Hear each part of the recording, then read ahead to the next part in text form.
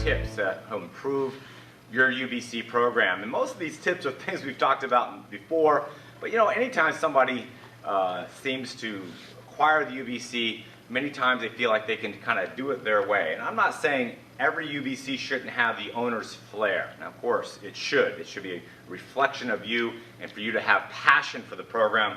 We understand that you have to have some of your own ideas, and there's nothing wrong with that, but there's some proven principles here that we need to stick with. Number one of the 5 things that we see that many school owners, I had the word mistake, but need to get back to. One is the start date. I know some of you school owners are out there now are kind of, when the person enrolls, you want them just to go ahead and join the UBC. The challenge with them doing it individually is they're doing it individually.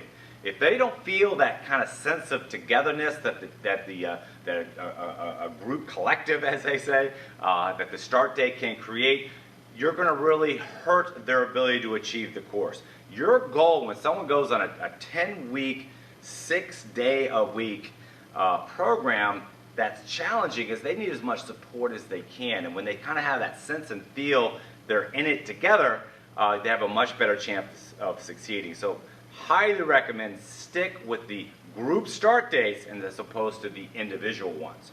Number 2 is student manuals. Now, realize when someone joins a UBC, what is separating this from, let's say, the boot camp or any of the other activities that they have to spend their fitness dollars on? Well, when they've enrolled, they should have a manual that completely lays out the course. It just makes it look so much more professional and so much more involved. Why? Because it is. The manual takes so much of the stress off of you because it lays the entire course out for the student. It also allows them to chart the progress. Now, yes, there are going to be some students that as soon as they get the manual, they chuck it in the closet and they never see it again.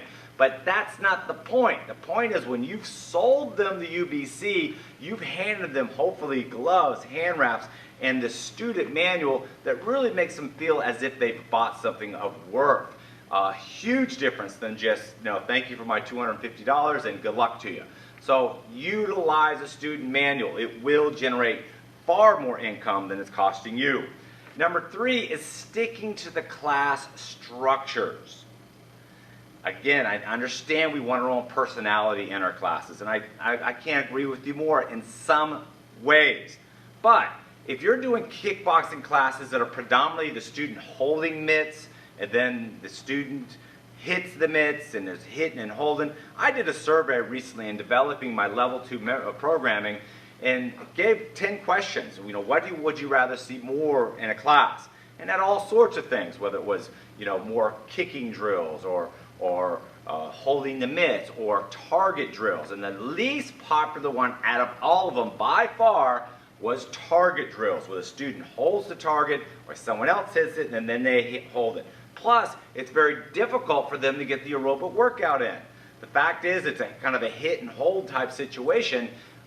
They're going to have trouble getting that target heart rate that's required for them to get the workout they're looking for. Also, I know some of you aren't even using music in your class. Guys, your fitness program has to be of a form of entertainment. Also, some of you are going like an hour, hour and a half in your classes. Stick to the 45-minute structure. You want to make sure it's very precise, very controlled, and a lot of darn fun if you're going to retain your students. I'll be back next week to finish up these 5 elements of the UBC.